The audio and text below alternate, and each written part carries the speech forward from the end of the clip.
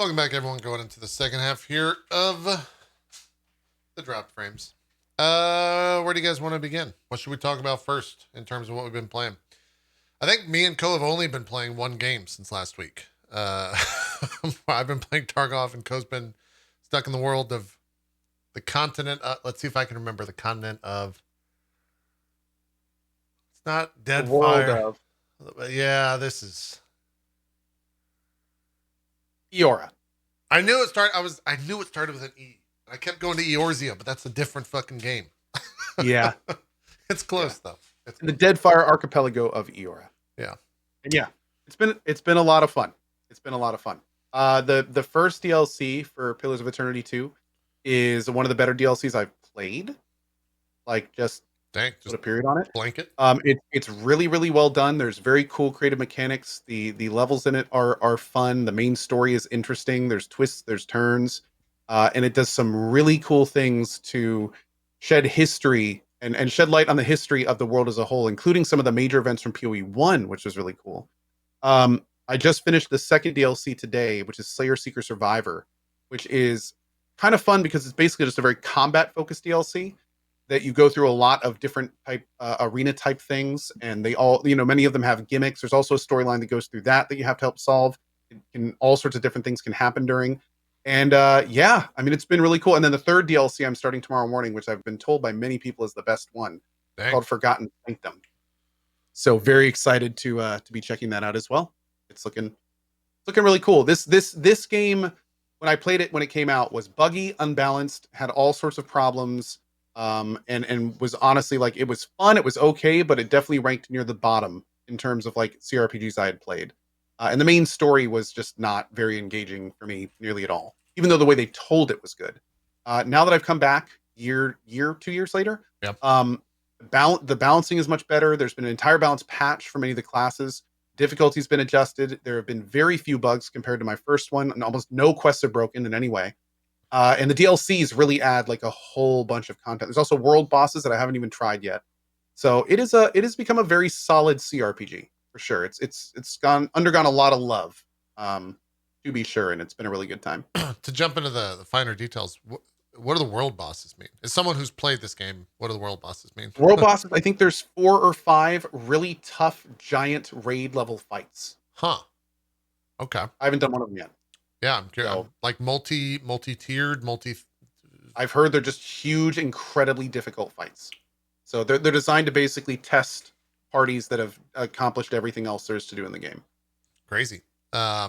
For me, the biggest shock watching this footage is that this game actually runs at not shit FPS, because I remember it being like running great sub 40, but this looks to be like solid 100 plus. Yeah, it looks really good. Running without any problem. Yeah.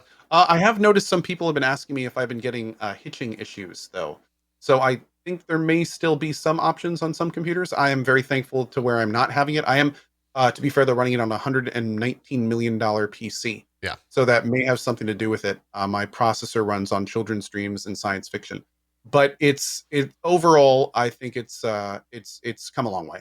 Yeah. How do the Heisenberg compensators work? Are they pretty well? I do need to use full loop condensers on them, and those get a little bit cool, which can kind of cool down my office a bit much. And the energy, of course. I mean, we all know the energy on those is kind of crazy in terms of requirements. Yeah. But, they're maintaining. It's good. If you're at all lost, make sure to go watch the Drop Frames episode from 2020 with Power, from Power GPU. He'll fill you in. Yeah. Yeah. Speaking of that, I'm building a PC after this. If you guys want to. Oh God. do you have your wrist strap? Your static discharge wrist strap? I do. Oh God, they sold you on that. I have this. I have a mat. That's a box. Zeke. I have a mat, like a anti-static mat. Oh, with a grounding. The wrist load jackamator for that. I've got this. No, that's for a photo shoot later. That's not anything there. Don't look at that. Okay. I've got all kinds of stuff. I've got thermal material remover. Oh, did you get the Arctic Silver? I got Arctic Clean. There you go. The Arctic, they make the best stuff. Thermal service surface purifier. Ooh.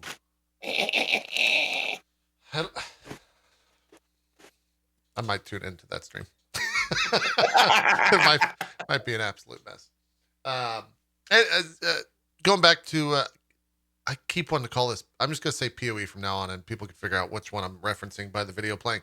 Going back to PoE, difficulty-wise, did they do any passes on that? Was it made, I don't want to say easier, but like there were definitely issues with the difficulty back It in was the, made in the harder. day. Okay. Significantly harder. Yeah. Yeah. Like POD back in the day, what it did was it didn't properly balance some of the encounters to the higher difficulty requirements. So now it has been made much harder, especially like near the beginning of the game. Simply more enemies for encounters. Enemies will hit you much harder than they used to. Like there's even normal enemies on POTD can kind of like 2 to 3 shot your casters no problems. So it is harder for sure. I'm also not playing with level scaling on. So if people want like a real challenge, turn on level scaling, and that'll be every fight will be the kind of thing where you're needing to focus. But I kind of like that feeling, especially in a game of this length, where your party gets to a point when you can just kind of put combat on 2x and leave it in real time, and like walk up to an encounter that may have given you trouble in the past, and your guys just like go through and give everyone.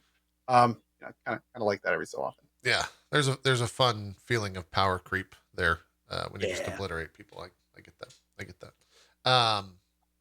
Someone in chat, Harold Ronan, is asking, are you playing it all with?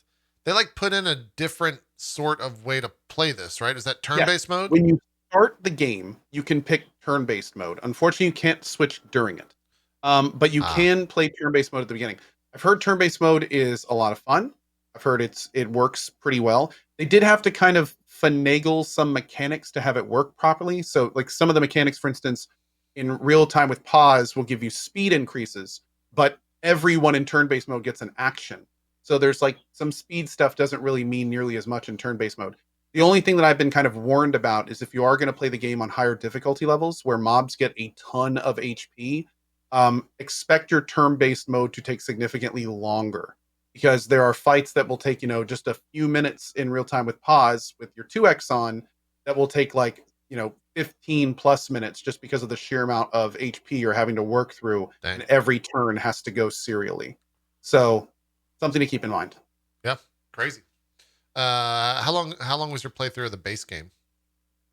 I'm not done with the base game actually. So the DLCs take place before the end, and I didn't do everything there was to do before the DLCs. But I think before I went into the first DLC, I think it was about 50-ish hours. About 50-ish hours. So and then the first DLC took me more than a couple streams, so probably 8+ hours for the first DLC. Second DLC took me, I think, about 6 hours, but there's a lot more I can do in it. The second DLC, you kind of these 3 different sides, and you pick a side, and then you kind of work through that side to the end game where it kind of funnels together.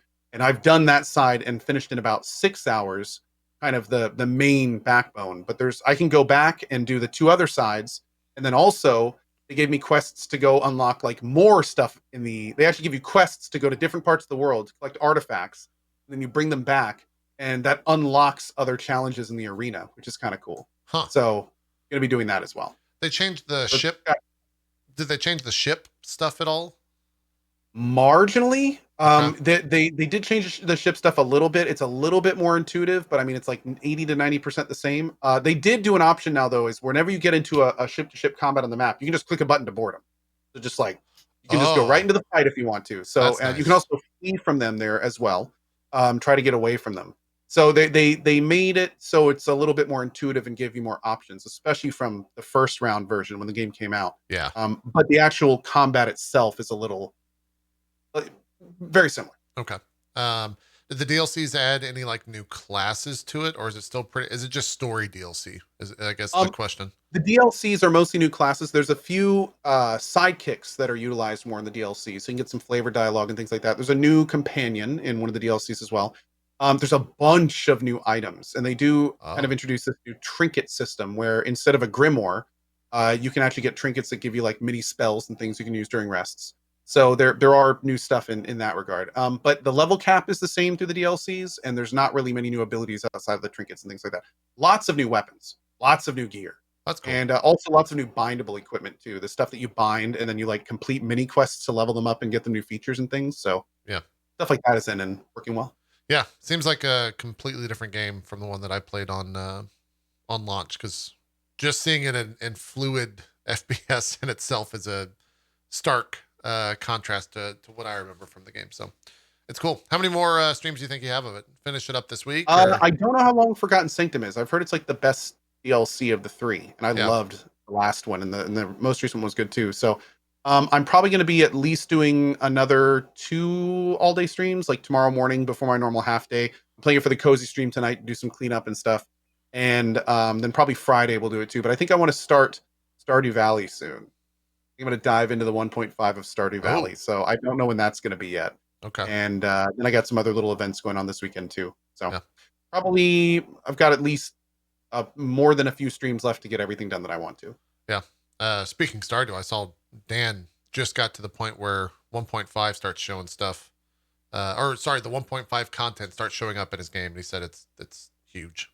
It's just crazy. I'm very excited. Yeah. Very excited. And it took him, I don't know, yeah, from my estimation, a week to get there, just to play through the content already in the game. So, yeah, it's crazy that game still continues to get more and more content from the solo dev that makes it. So, Zeke, what is the CD-ROM-a-thon? I'm not going to butcher your month long event. Not DC Ramalama Ding Dong. No. Month long event, week long event. How long does CD-ROM-a-thon last?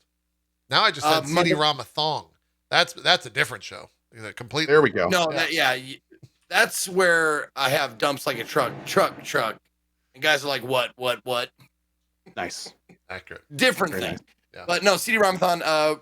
This is actually the third annual. This is the third year of doing it, which I did not plan on. But it was such a big hit the first time and second time, so it's like, let's keep going with it. So it's a month of January, the entire month of January. Awesome. Last year, I started a bit into January, so it ran over for like a week into February. But this one, I started on the 2nd, so it should end right on Sunday, the 31st of January, I believe. Cool. How's it going? But it's going great, man. It's going great. I didn't realize how many CD-ROM games that I had received over the years from viewers. Like every single one of the games that are up for playing, like on my game, like I had 30 of them, 30 CD-ROMs, CD-ROM games that people just sent me, which I absolutely am so thankful and grateful for, that I have a community that's like, oh, dude, you got to play this, or, that kind of thing. And they sent me all the games and stuff. Sometimes there's little snafus, like like when I tried to start Deus Ex, like the original one, CD-ROM from 2000, did not realize I got these special something, like it said special something edition on it. Where do I have it somewhere? It's right. Oh, I put it away. Anyway, it had a label on it. It said special edition. Oh, there it is. There it is. Come on. I got it. There we go. Okay. It said right here at the top, special limited edition. I was like, oh, sweet. What is that? That's going to be awesome. Means it's a fucking demo. It's a goddamn demo disc. Yeah, they only have it only has 5 missions on it. Oh. Okay. So that it says it does not say demo anywhere on it. And I had to have like someone tell me, like, I don't think that's the full game. And I was like, what? It's a special limited edition. And then I went and looked it up, and sure enough, like the Google machine told me that the special limited edition is only like 5 missions in the tutorial. I was like, are you fucking kidding me? So the first 4 hours of CD-ROM-a-thon was off to a great start, because not only did I not know that, but also like I tried to get the CD-ROM to. There's something that doesn't communicate well with my PC to the capture card. The capture card was bright enough that the audience was like, hey, I can see everything. Like that. You're seeing it right there. It's like, cool, I can see everything. Yeah. But on my monitor, it was so fucking dark that I couldn't, like, it was hard to play the game. So we spent a long time trying to fix that shit. And then once I found out, like, yep, this is just a demo, like it's not even the full game or whatever, I went, I'm not going to spend any more hours trying to fix this game or play this game if it's not the full version. So someone in my chat was nice enough to tell me, like, the full version is on its way. It'll be there like January 13th or something. I was like, great. So I went and I pushed Deus Ex to the side for a minute.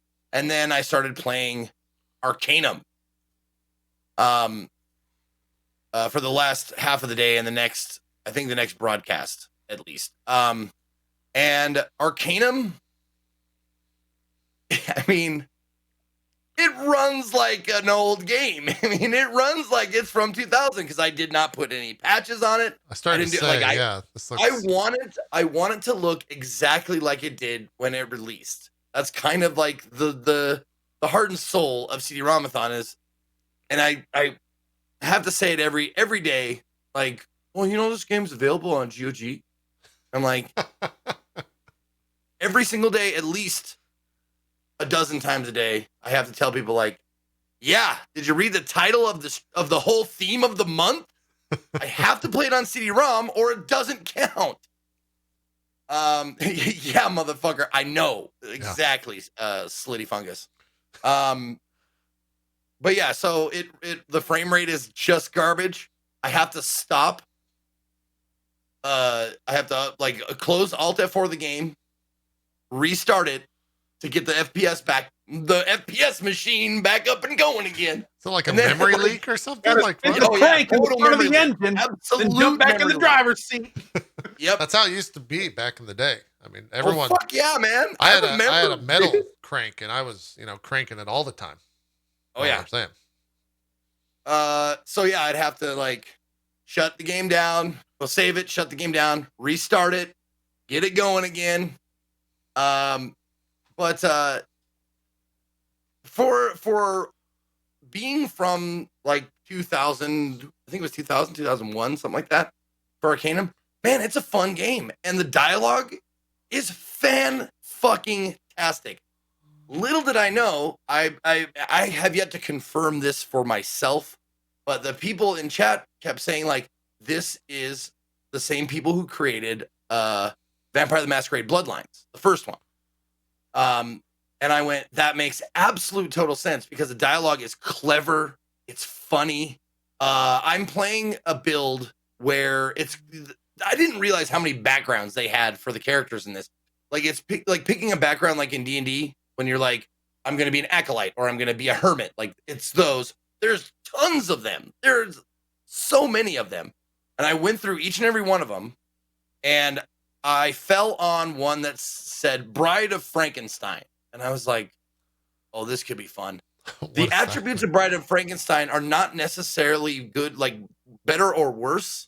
However, it's not a low int build. Like the intelligence of the character is average.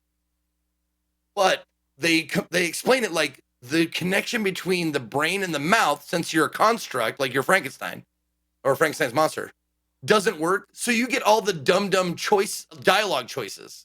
And it's fucking hilarious. Huh. Yeah. I mean, you talk to everyone like you're a caveman or like you're a fucking Dinobot from Transformers. You're like, me get gold for crush head? Like, it's the whole way through, and it's fucking great. I'm having a blast with it. And it's so good because they changed the dialogue. This is something that I had no idea.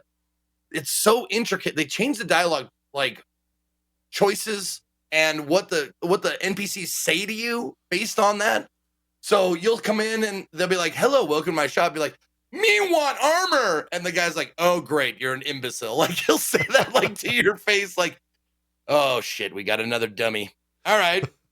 We have armor to sell you. You buy with gold. Like they'll fucking talk to you like you're a fucking moron. And it's so good. It's so well written. It was very surprising.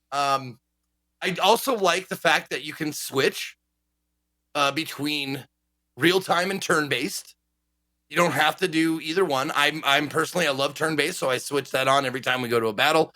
Like, the clock will stop once an enemy starts attacking, or once your like party like sees a like a wolf or whatever. Yeah. It'll stop time, and then you can like, oh, okay, so now you like click this, and then I'm gonna do this, and I'm gonna heal, then I'm gonna throw a grenade or whatever. It's fucking great. It's really, really a lot of fun. However, some of the age does show on it, and it does get a little bit like difficult to play based on like, you know, the FPS and, you know, just stresses of being an old game. However, I do want to come back to it. I only played it for a stream and a half, so like 10, 11 hours. I do want to come back to it, and I will be playing it with all of the bells and whistles and like the updates and shit, and I'll be playing it on GOG or whatever, how I can get it, because it is a good enough game that I could definitely see myself sinking some hours into it exclusively. It's that much fun. It's one of those diamonds in the rough that people were absolutely correct about, that I had so much fun with it for the short amount of time that I gave it. That's awesome. Yeah. This is like one of your favorite games of all time, right? Yeah. Yep. Yeah. Absolutely. Is it? I would have known that. I wouldn't have known that the first two games that I picked for CD-ROM-a-thon were Kill Carnage's favorites ever. No one told me that 10 times a day. Hey, chat. Next time you're in Zeke's channel, you should remind him frequently about that. Nice. No, it's become kind of a running gag that like someone says like, oh, another co-game, great. And I'm like, who does not own these games? These games have been out forever. You know, many other people besides him have played these. You know, it's very true. That's true, but I mean, they are mine. Exactly. He does own them. Get inordinately irate. But yeah, they are mine.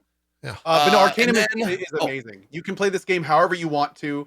Like, the story is all over the map. There's like this is one of those games where it's like there's coded ways to do like all kill playthroughs. You can just kill every single NPC, and like they have a way to make it through the game that way. You can be the good guy, the bad guy. You can work with the demon dudes. You can kill the demon dude. Like, it's so good. It's so good. Yeah.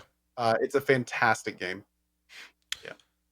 I had to look up for my own interest to see what came out first, this or Diablo 2, because it very much looks like a Diablo 2 interface to me. But obviously the story stuff, I think, is much more involved in this game than it was in Diablo 2. But about a year difference. Diablo 2 came out first, for those curious as well. What's the max level in this, Co? If there is it level based? There is a max level, because you do make builds and stuff like that. I want to say 30-ish. I've only played it again recently. Yeah, and but the thing is you can also go like many, many different ways with it. You can do like tech, or you can go kind of like physics based. You can do magic. 50. Chat's saying 50.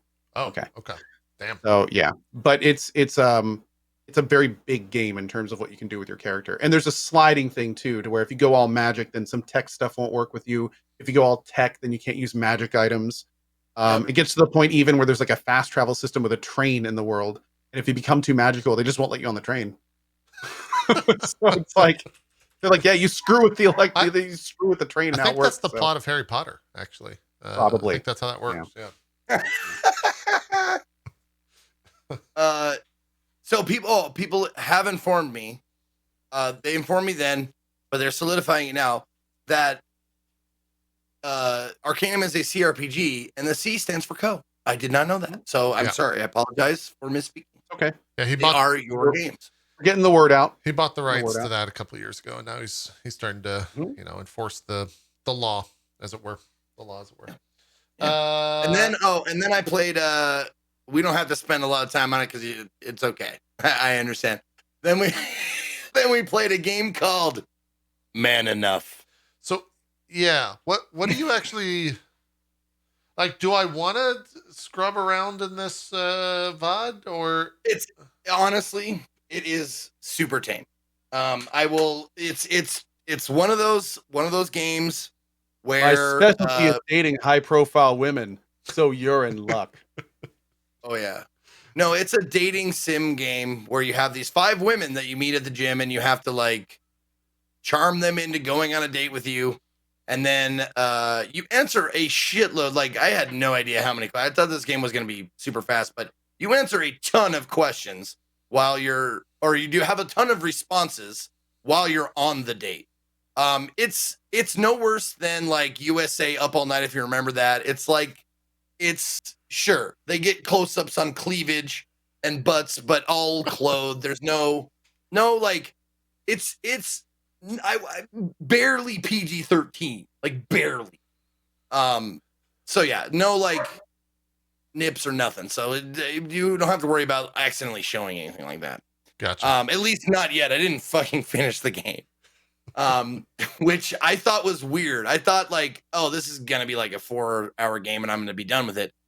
There's actually quite a bit of fucking content in there. They load it down with like verbal or visual novel questions and stuff like that. But the reason why, the thing that kept me interested, because it was made in 1993.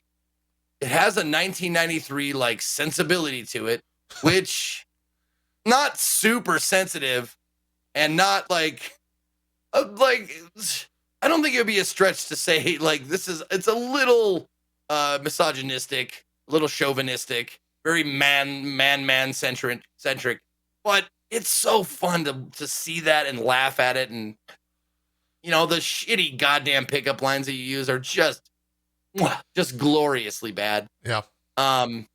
It's Leisure Suit Larry. They actually, I kid you not, there's a clip out there where one of the people in the game makes a reference to Larry Laffer, and they say the word leisurely, and I'm like, they totally like reference Leisure Suit Larry That's a 3 head times nod. in one sentence. Yeah. It was great Yeah. because it's like that. The old Leisure Suit Larry games were like this loser who's trying to, you know, get laid, and he never does. And it's all tongue in cheek, and it's all like, you know, jokes and chauvinism and you know, like sexploitation stuff. Yeah. But if you go into it with that previous knowledge, you can have a lot of fun, which we did, and it was super goofy. Oh boy. Done with it? It seems like you spent a couple days with it, so good to move on. I did. Yeah, I spent one stream, so like 8-ish hours with it. I had 4 of the 5. We made it all the way to the end. I called my mom. If you want to watch the VOD, it was pretty great. I called my mom and had her do the choices for me. So like make some of the choices during one of the dates. Smart. And funny, she did just about as well as I did, or me picking people from Chad to make choices. Like all did it probably about the same. Like same success failure rate. But yeah, it was great. It was a lot of fun. Nice. What's and next what's up next on the list? There's the top 4. Oh, how it's gonna work for me, and I think this is the best way to do it, is it's going to be like hype choice, my choice. Hype choice, my choice. So hype choice was Arcanum and Deus Ex. My choice was Man Enough.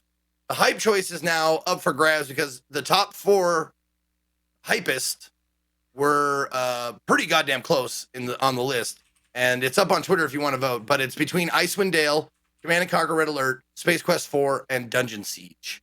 So you got 21 hours left to vote on that. So if you want to have a voice in what I play tomorrow, head to my Twitter and check it out. It's my pin tweet. I'm trying. Dungeon Siege was a fun game back in the day. Dungeon Siege 2. People are saying, man, it's a tough choice. Icewind Dale, though, is like kind of a classic in a lot of ways, where Dungeon Siege is like a cult classic. Yeah. I think also and granted you're playing it from the CD, but I think didn't they like re-release Icewind Dale with widescreen or HD graphics or something recently? I gotta think that got some sort of re-release. Maybe?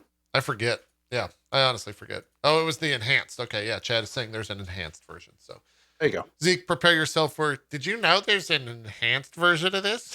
While you're playing the CD-ROM-a-thon release version. So that'll be a thing. Zeke, for people that are wanting to send you CD-ROM-a-thon things, do you have a? Are you open to that? Like, how do you source your CD-ROMs for those that are curious? Hey, it's just like any other thing. If you want to send me, you have to consider it a gift. And by that, I mean, You're gonna there's keep no it. there's no expectation of me Oh. playing it. Okay. You have to send it to me and know that I might never play the game. It's possible, but that's the deal, and it's worked very well. You know, Okay.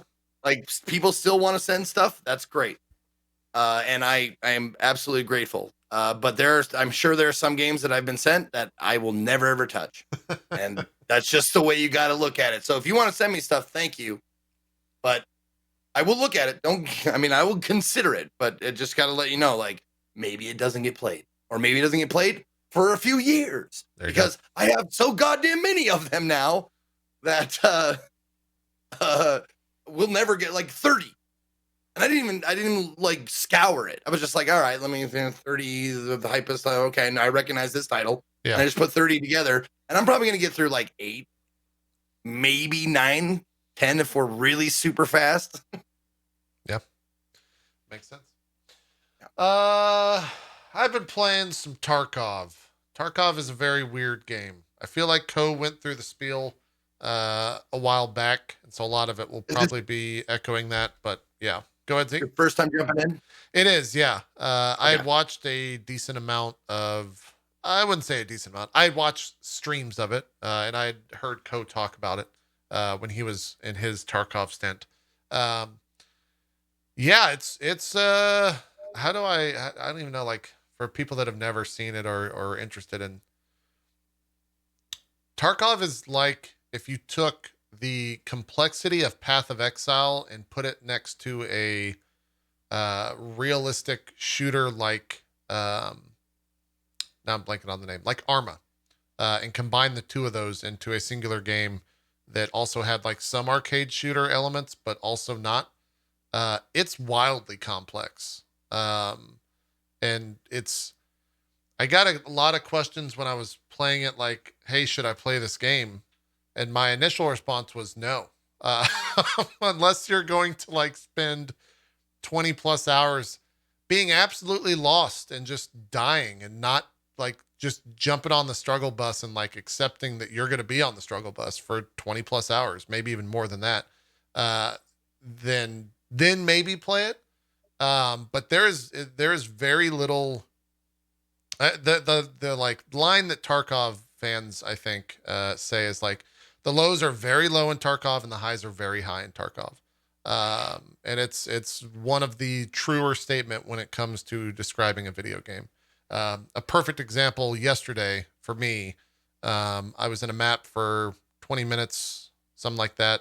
I was playing a PMC, which is like my character. So I was bringing my own gear into a game, sorry, into a round. And I was walking around for 20 minutes.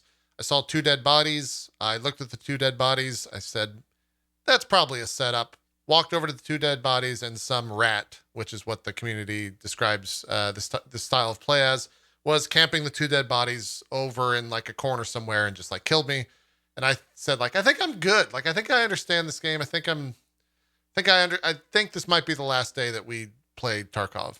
Like an hour later, I'm in another game as a PMC, and I've killed like 3 people. I'm sitting in a fucking building, constantly healing myself, trying to make sure that I can hear the people approaching the door.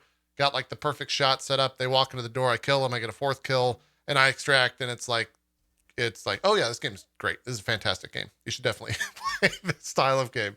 And that's like quintessential Tarkov to me. It does not get a better explanation of that.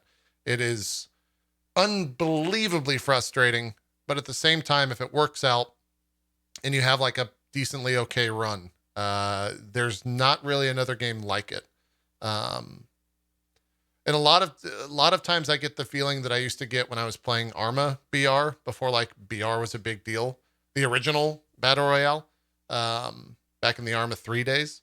There's a lot of that where you're just like walking around in a map and you don't see anyone. You don't really hear anyone. Maybe you'll hear a couple of like faint shots off in the distance. But then you extract and you're like, all right, I got a little bit of items and made a little bit of cash on this run. Great. Then there's other games where you spawn in and you're in a spawn where there are two spawns next to you and you know that a fight is about to happen. So you just hunker down and like wait for that fight to happen. And then you die, 2 minutes into that round. You're like, all right, that's Tarkov. Let's figure out what the next run's going to be.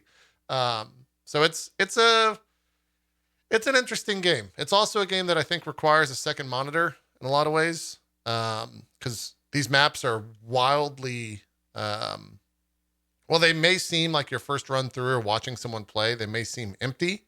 If you look at a map, there's probably, 100 plus interactables or 100 plus different things that could spawn in there that you want to like take out of the map and put in your inventory and extract with. So like on my second monitor, I have a giant map from the community that like, I'm looking at it right now. I guess I could like pop it up just so people understand that it's just so complex. Like you have to have this thing up, even if you're a pretty experienced player. Dude, I have one folder in my entire bookmarks collection. One. Yeah. Tarkov maps. Yeah. Like this is Still a there. map of one of the maps. I didn't mean to interrupt you, but yeah, just so No. it like there's a lot going on. Like you. Oh, and God forbid you zoom into that section at the north there. Yeah. Yeah. I was gonna say like that's just the two buildings that are right That's below just there. this right here. Yeah. Of all the different spawns that can happen.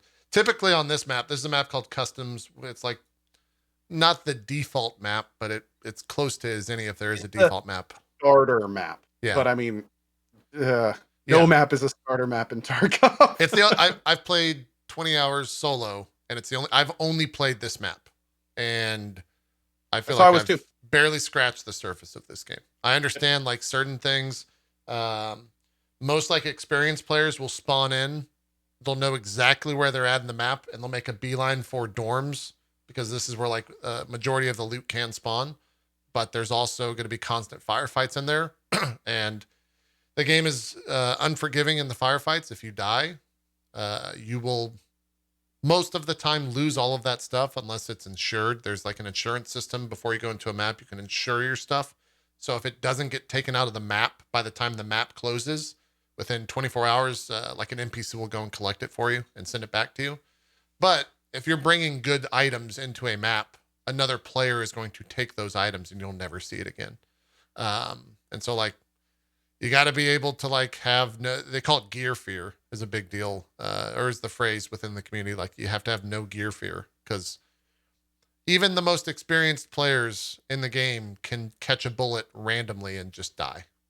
And I think someone was telling me like the most experienced players have anywhere from like 45 to 60% of extraction rate. The like accepted community average is like in the 20s. Extraction rate is like getting out of the map alive. Right now with only like 14 or 15 runs, I'm at like 45 or 46, but I play very cautiously and like I don't necessarily seek out fights, so it's not super indicative of like skill level or anything. But yeah, it's an incredibly difficult game that it's one that's very hard to recommend to people. But if you're able to like get past that giant mountain of the beginning, it seems very rewarding. And there are diehard fans for this. In a lot of ways, there's a lot of parallels between this and Path of Exile, I would say. Path of Exile being a lot less or a lot more forgiving in the aspect unless you're playing hardcore, I guess. Maybe there's more parallels between this and hardcore Path of the Exile. That might be a better correlation between the two of those. So it's a lot though. There's a lot going on. Zeke, I can see kind of the gears turning, so I hope you have questions. Well, yeah, just are you like the I don't want to say addictive nature, but like the replay value, does it got hooks in you?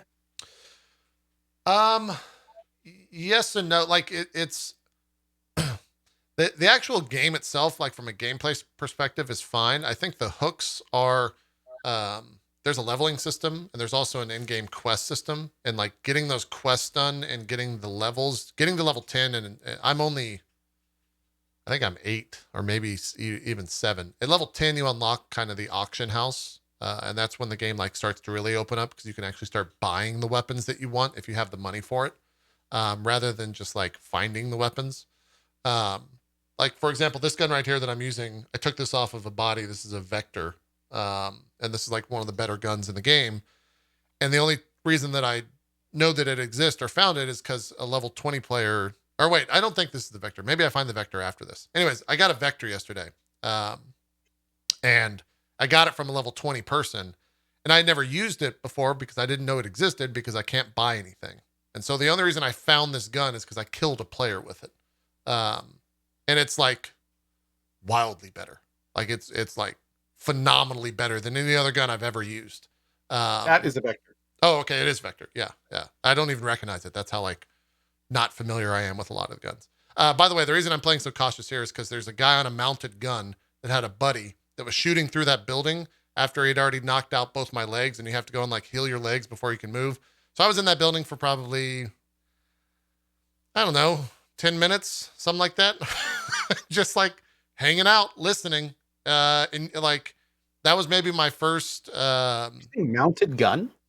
yeah, there's a mounted machine gun up on the, map that you can like spam shit with. They reworked customs, didn't they? I guess, yeah, maybe from the last time you played it. Yeah. Oh, wow. It was a nightmare because they were spamming the corners where typically a player would like sit. And so behind me, I literally had like machine gun rounds going through the wall, to which I was just like, all right, I'm fucking thin like paper. Let me just get as thin as possible. Just like, oh God. Oh God. Bullets would fucking wave by me. Fucking that gut. Fucking that gut. Yeah. Yeah. And like, you'd have to like listen, and you'd hear like, if you walk by a brush in the game, it makes a very loud noise that sounds like someone walking next to brush, and noise is king in this game. So if you hear that, like you're me, oh God. Okay. There's a guy over here. Then like a machine gun round would go off. So you'd go deaf for a second because your volume is so fucking high, because you want to hear all this shit. And so like that type of stuff is super fun. Because then it's like you're escaping from Tarkov, right? Like I have this incredible gun, and you can see me right here. I get spooked the fuck by this PMC, or this scav player that was an actual player. Scav or AI things that are in the game, AI mobs that are in the game that players can take over. And so like, I haven't gotten past the idea of being scared shitless when a single bullet goes off next to you, because you have to play so loud. So I'm like fucking jumping and like freaking the fuck out as I'm getting shot. And luckily I was able, because this gun's so good, I was able to pull off a shot and like kill a guy. But there's a lot of like getting over that stuff. And that might be one of my biggest frustrations with the game, is that you have to play with your audio pretty high, that anything in the game spooks the shit out of you. Like, oh, is this just stuff that I found right now that you're freaking out about? Yeah, I mean, you're just casually finding a paracord in there and all that. Paracord's not as much as it used to be, but yeah. I also don't think I grabbed the paracord here. I forget. But yeah, like it's meticulous. You have to go in there and like, if you find a bag, you can't just like take the items out of the bag. You have to search the bag, and that takes an amount of time. And then if you find an item you don't know, you have to like, what is this item? And then it takes like 3 or 4 seconds to like figure out what that item is. But you can like go up to the thing, grab the bag, and search it later. Yeah. Yes. Yes. You can. But it's You also, absolutely can. yeah. Like, But you're wearing a bag. So Yeah. the problem is, it's like you almost never go into these events or these maps without like already being ready to pick up loot. So you can't like run up, grab a bag, carry it off, and search it. You have to leave your bag with all the stuff in it. So like sometimes what people do is if you like get an so you early can't put a kill, bag in a bag then. no, you can. Oh, you can, but it doesn't. Yeah, like it's they're all size locked. You don't get more space for doing that. sure. But what's kind of wild is like if you get into a game and somebody has a pack on like you have, and then if you don't have anything yet, and you kill them, you can just run up and like drop your pack, and then pick up the person's pack and throw it on your back unidentified, and then get to a better spot. So Yeah. Yeah. You can't put bags and bags and bags. In fact, that's how you store them in your stash a lot of times, unless something's changed. You'll see here in just a second so the bag that I looted is one of the biggest bags in the game, which is why I tried to extract. It's like a tri-zip bag, I think, like that. But those two giant purple bags on the right, Zeke, the one on the far right has, I think, 7 bags in it. So you just put a bag in a bag and a bag and a bag and a bag and a bag with loot in it.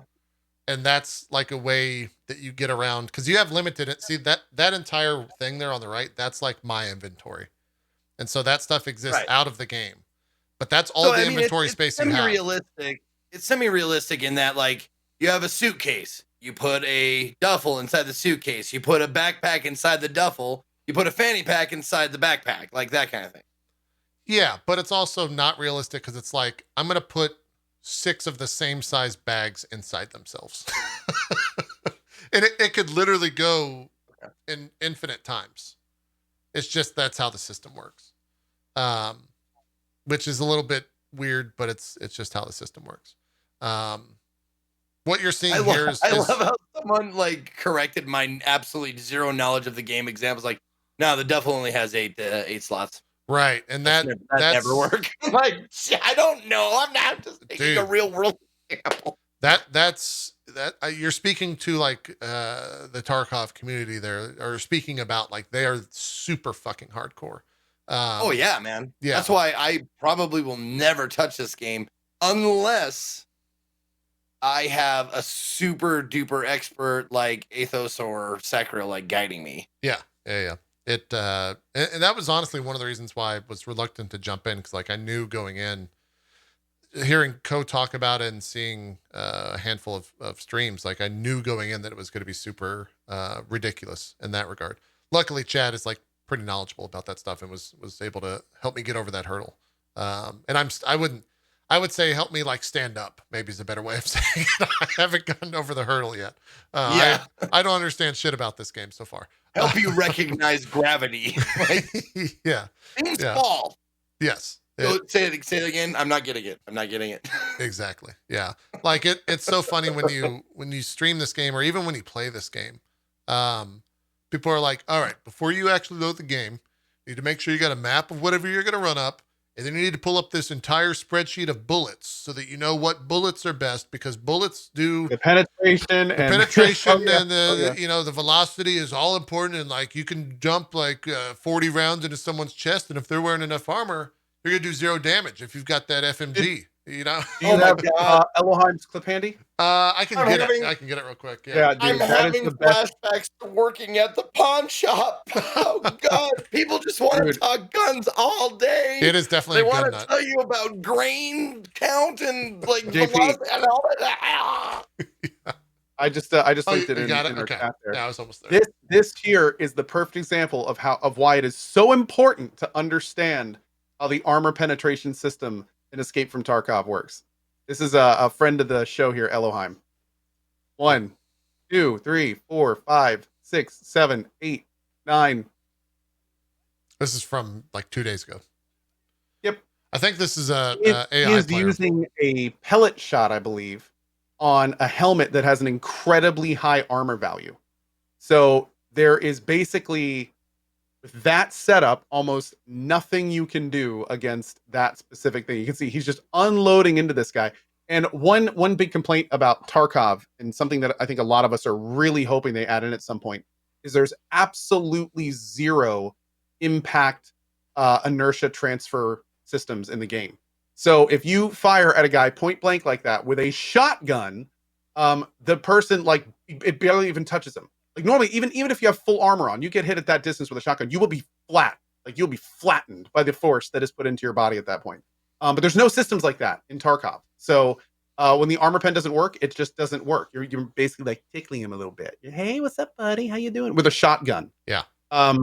Yeah. It's. Well, I mean, we all know on your back. But just saying, if you unload somebody with a shotgun, it's going to have more of effect than them just kind of being able to look at you like, hey, what's up, guy? Well, we all remember when the vice president shot a dude in the face with a shotgun and he lived. That's probably, the reason for that. Well, yeah, little different. But well, no, I absolutely get it. It's like, I mean, yeah, there should probably be a little bit more reaction with a point blank shotgun shot. Yeah. But like, it looks like you're throwing frozen peas at like a steel door. And to be fair, Yeah. I have not been shot multiple times with a shotgun at point blank in heavy armor, so I'm not sure of the exact effect it would have on you. But I do feel it would be more than completely negligible. It would knock you the and it fuck would be back. nice if the game took Yeah. that into account as well. I think it'd be pretty To be interesting. clear, that hasn't happened to me. You mentioned like an inertia system or something like that. Like if you're just walking around in that game and someone hits you with a shotgun shot to the head from a pretty far distance and it just can't penetrate the helmet, but it just knocks you to the right or something, that would be pretty fucking sick. If all of a sudden your FOV just goes poof. It's like, what the Someone in fuck? my chat said that if you do get hit in the helmet with birdshot, even though it doesn't penetrate, it rings your bell and affects your vision and hearing. Is that true? It probably does. That makes sense. Yeah. Okay. Because you can get different like Probably, I would hope. That's can, cool. Yeah, you can get different like health issues in the game of things like. Dude, that's fucking cool though. Like it doesn't go through, but it definitely like yeah, vibrates your shit. yeah. Like you get different You status ever effects. hit like Tunnel you ever vision. hit There a, are conditions in the game. Like Yeah. you can you get ever hit a like baseball things that you have with to an use. aluminum Yeah. bat? Yes. Yeah. Towards the bottom. It Yeah. not at the top. Yeah, it sucks. It hurts your hands. Yeah. Yeah, I had a run. I had like a pretty bad bug. There's a God damn it, now I'm blanking on the term. I was trying to get out of the map, and there's a thing where you can pay someone 7,000 rubles to get out of the map towards the north part. And I walked up to it, and like, I don't know if it was a bug. People are saying that because I had the exact amount instead of 7,001, it bugged out and like wouldn't take the money from me. And so essentially I like walked up, sat there for 60 seconds, tried to extract. It said, nope. And then I couldn't use any items. And I got into a fight to where I started bleeding. And as you bleed, you start to like lose your vision and different things affect you, HP whatsoever. So like I had to trek across the map as I was losing blood. And exactly what you just said, Zeke, when it came to like tunnel visioning and like lines start to kind of form on your map and your shot kind of starts doing this. Like all of that happened to me. But it was because of a bug essentially. And so like that really sucked. But they don't claim to be like a 1.0 game. It's still very much beta. So I can't I guess I can't get too upset, but I was going to ask you about that because I saw it on your screen earlier. And I was wondering, like, I was going to ask what you like. Everybody was talking in deep conversation, but I was going to ask if there's like drugs in the game. Like, are you like tripping balls right now while you're playing? Because like you see this, and the rest is like, yeah. There's painkillers to help with that. You can actually like one of the better things to do is when you get in a fight and you necessarily can't heal all that well, or you can't like fix a limb because it takes a lot of time. You just pop a painkiller, and then for the next X amount of seconds, depending on the painkiller, like you're good. And so, but there's a food and water system in the game. So if you pop too many painkillers, you start to be dehydrated, and if your hydration drops all the way to 0, then you start losing HP across the board, and then you can just flat out like pass out and you die. So there's a shit ton of systems going on all at once that you have to be super I gotta cognizant say, of. like, you started off and I was like, nah, this ain't a game for me. Then you started talking about that shit. I'm like, maybe you brought me back. Maybe bring me back on this game a little bit. No, man, there's a lot. There's a lot of stuff going on. You can see me right here. Another example of how crazy this game is. In order to like, you take bullets and you take each bullet and you put into a mag one by one. Yep. And then you have to take that mag and put it into a gun. And like another example is if your rig has all of its slots full, instead of the mag going somewhere else in your inventory, it just drops to the ground. Mm-hmm. Because the default thing is to like put it back in the rig, take another mag out. Which is a longer animation, yes. Like an emergency reload. Yeah. Yeah, like if you double tap reload, then it just drops completely and it's like 300 ms faster or something just to pop another mag in there and get ready. So there's just like crazy shit. This sounds like a game that it's not like you empty the fucking mag before you put a new one in. Yes. You don't just get down to like, 5 shots left and put a new magazine in. You empty the fucking magazine, drop it, and then put a new one in. Or you find a building and put more bullets into that mag. Yeah, well, sure, yeah. Yeah. If you only brought like a couple mags and you had a couple big firefights, then you find a nice quiet area and get packing. Yeah. It's a lot. There's a lot going on in this game. That being said, like I am enjoying it 90% of the time, and then 10% of the time, just like this fucking game sucks. That's Tarkov. That's Tarkov. Now I know the answer to this. 99% sure of the answer. There's no viable like melee solution, is there? Not really viable. You do have melee weapons. There are completely naked, like 0 to hero runs. Yeah. I'm guessing those are still a thing. Yeah. But at the end of the day, you do need to shoot in this game to progress. Okay. Like you need to work on getting better at shooting to make it through. I'm just wondering if I could tank it up, like just put on like the most non-penetrative body armor and just like road warrior it out there like with huge hatchet and just like you can be a tank. You can like very much put on armor. And you can play with friends too and coordinate and stuff. Yeah. But playing with people you know doesn't always mean you won't kill all of them by accident. Yeah. That I haven't played with anyone else yet. I'm playing tomorrow with Sips for the first time, who's pretty experienced in the game. And I very much intend on saying like, don't bring anything that you care about into the game because I will probably kill you. Scav run. Lots of scav run. Yeah. Because there's no like, it doesn't tell you that guy's your teammate. It's just a dude that walks in front of you. Basically, you have to. Them, huh? No, there's no ping of any kind. What you have to do is cool. you basically need to take a mental screenshot of the people you're playing with at the very beginning, and then every single time you look at somebody, regardless of where you think your friend is, you have to do a quick mental check to be like, is this my guy? There's lots of call outs. Hey, I'm reloading. Hey, I'm opening this door. I'm going to the bushes to your left, stuff like that. Like it's all about communicating and listening in. But it's oof. You can use voice back and forth. Like is there you in-game have voice to. or you...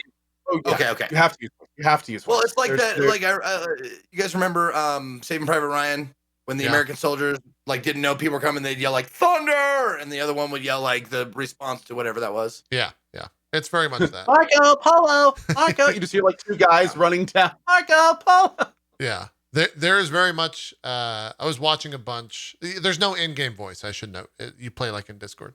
Yeah. Also, that was a one tap on that guy right there. Pretty good shot. But yeah, I was watching Zeke. Like Summit, for example, has been playing a lot of this. He's really good at communicating with his team.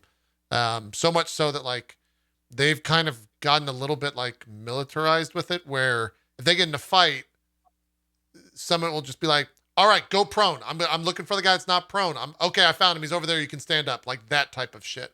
Because you get in a fight in an enclosed area and you have like 3 people walking around. You don't know which one of those guys is making the noise is an enemy or a friend.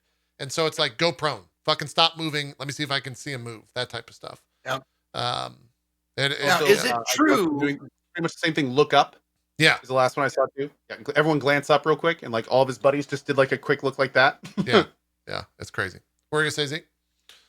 Is it true that there are no atheists in foxholes? Is everybody pray to God like when it's time when you're getting shot at? Yeah, pretty much.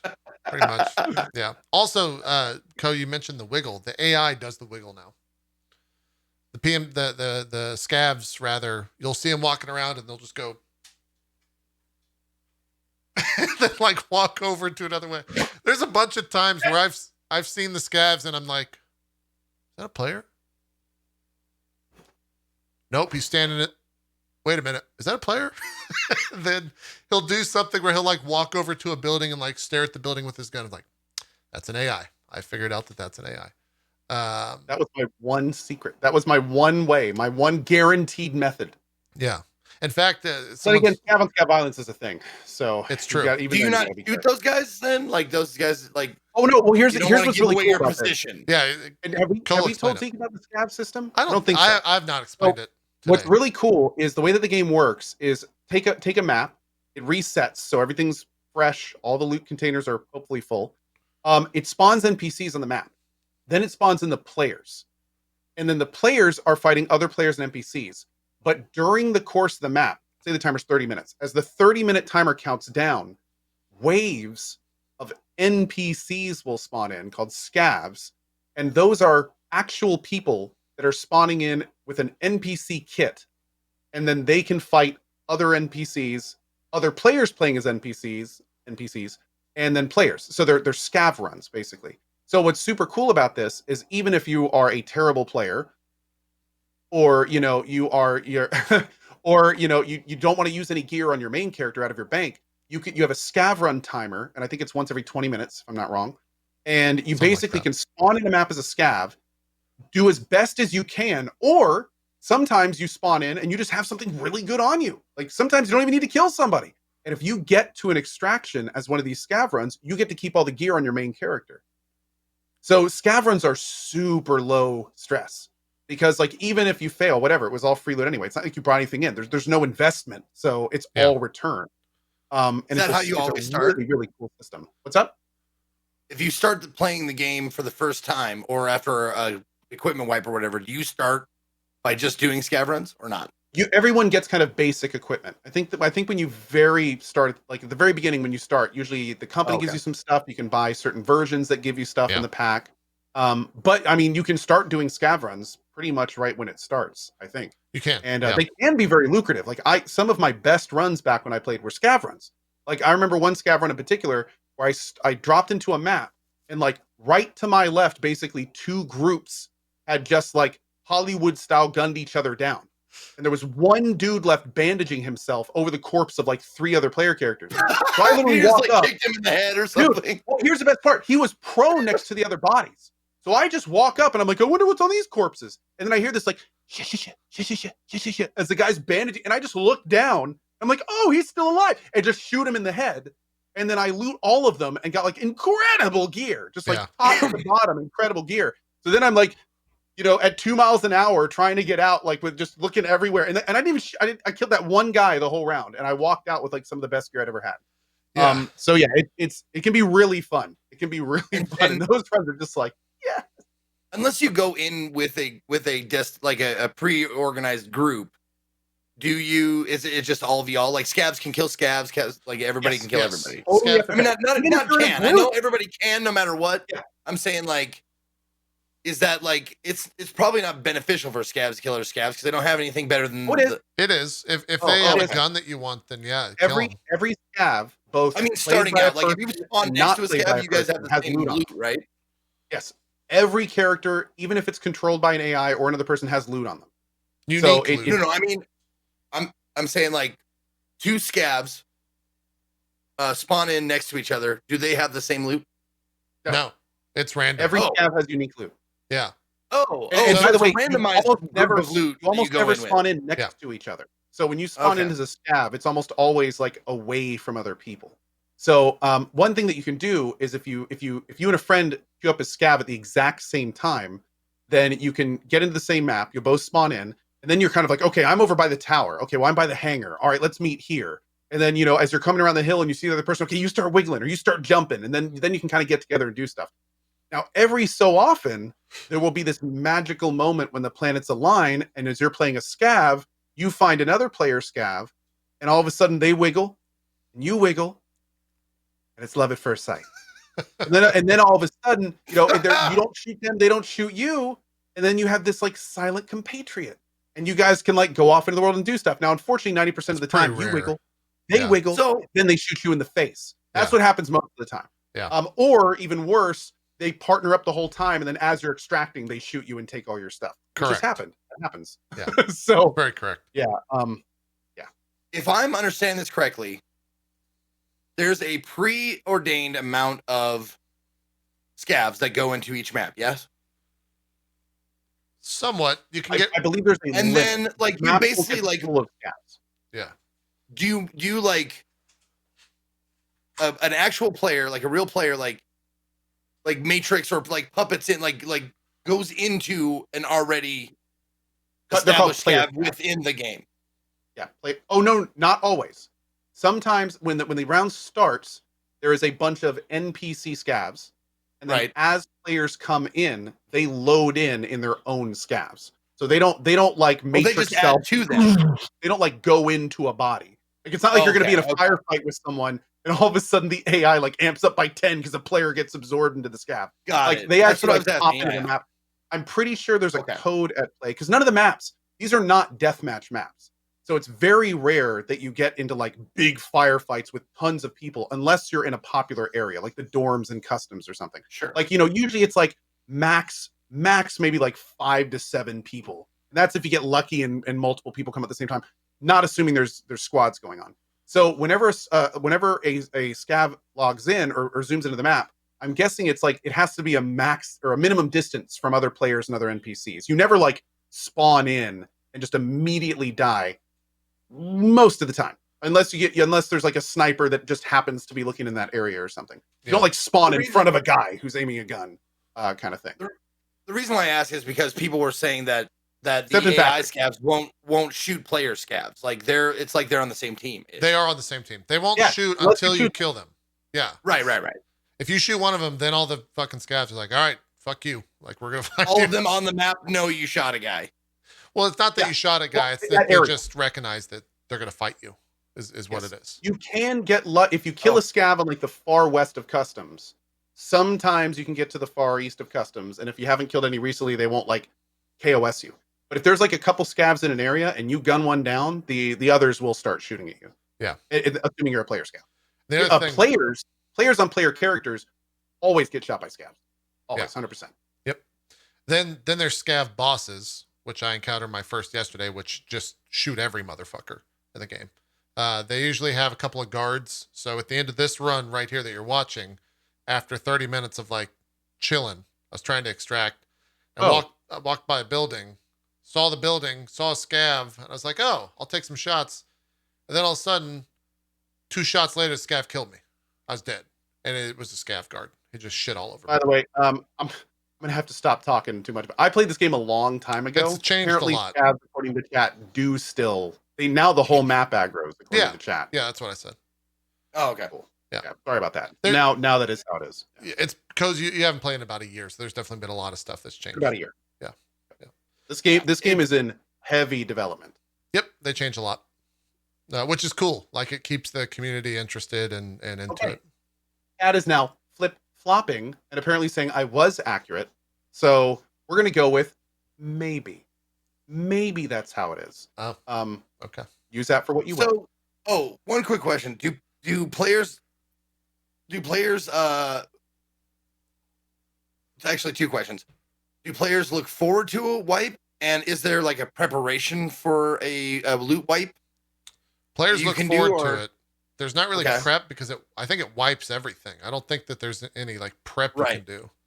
One of the So big leading issues up to it doesn't matter. You can just like go fucking nuts. I think, yeah. Go, you're gonna say.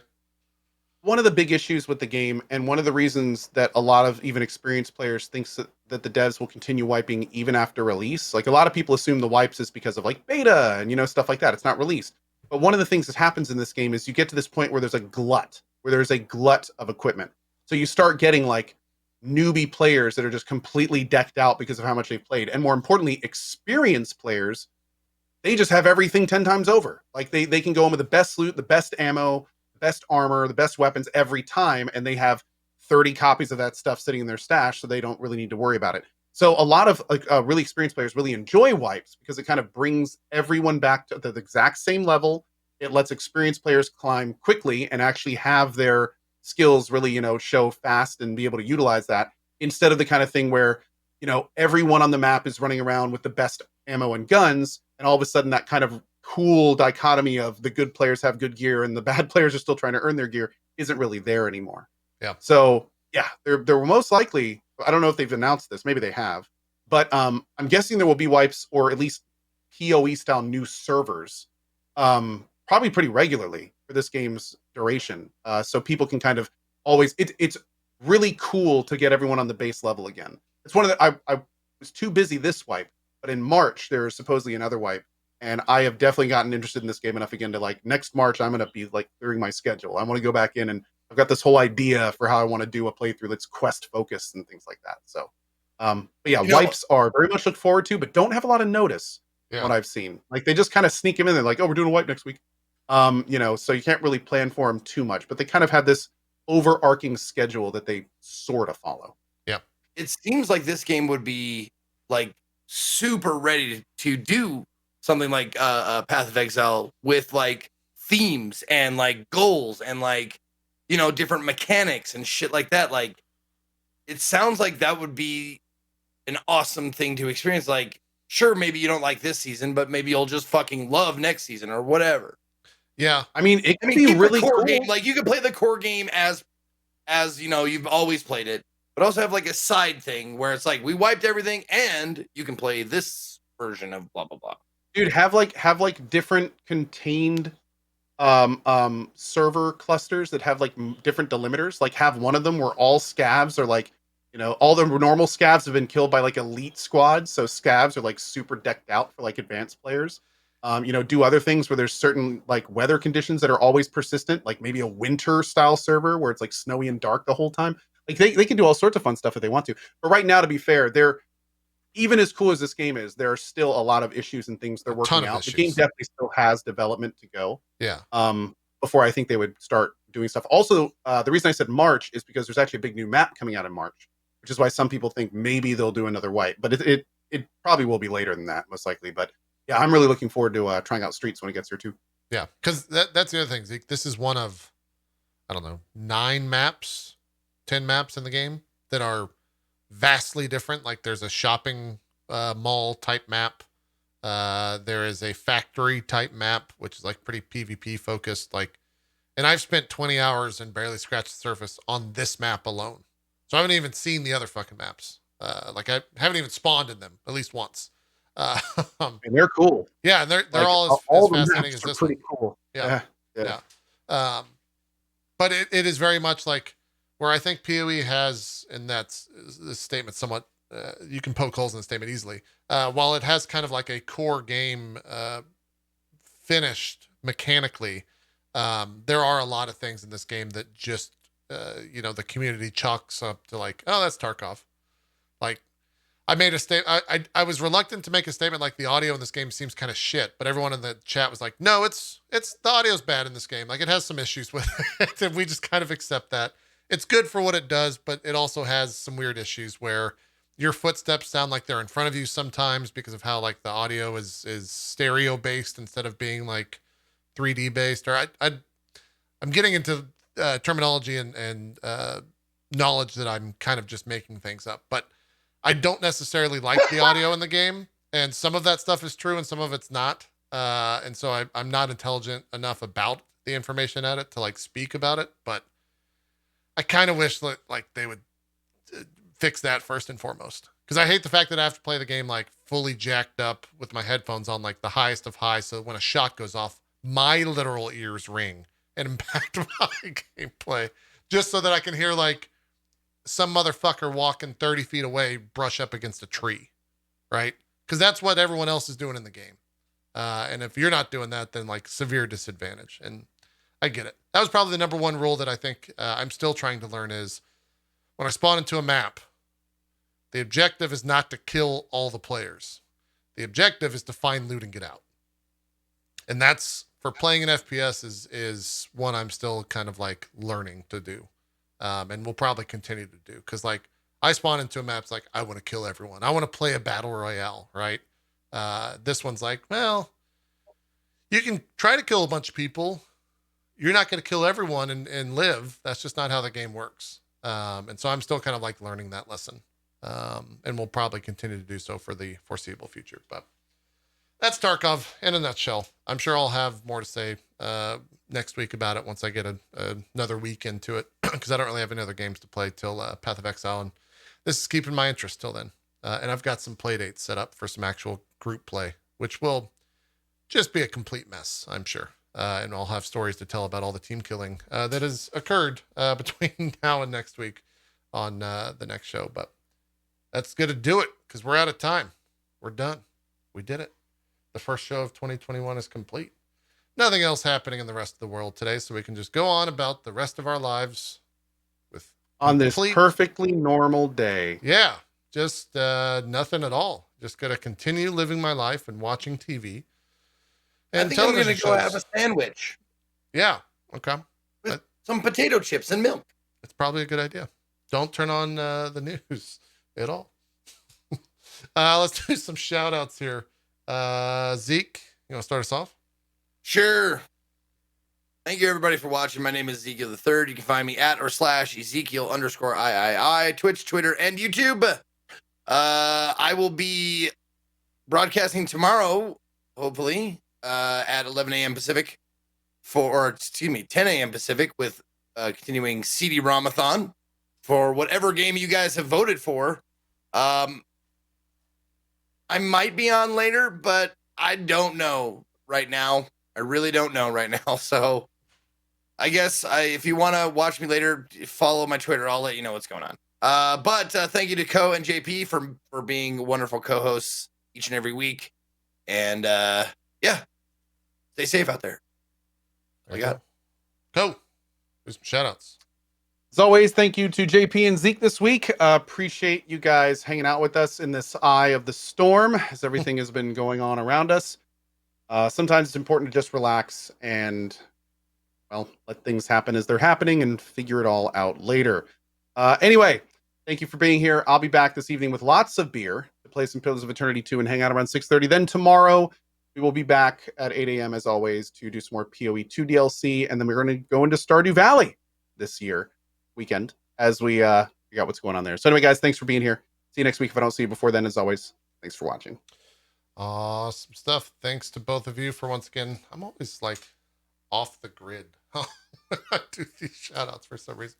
Thanks to both of you for being here as well as the audience for being here. I'm actually going to not watch The Expanse at the moment because there's much more timely things to watch, I guess, to say in a way.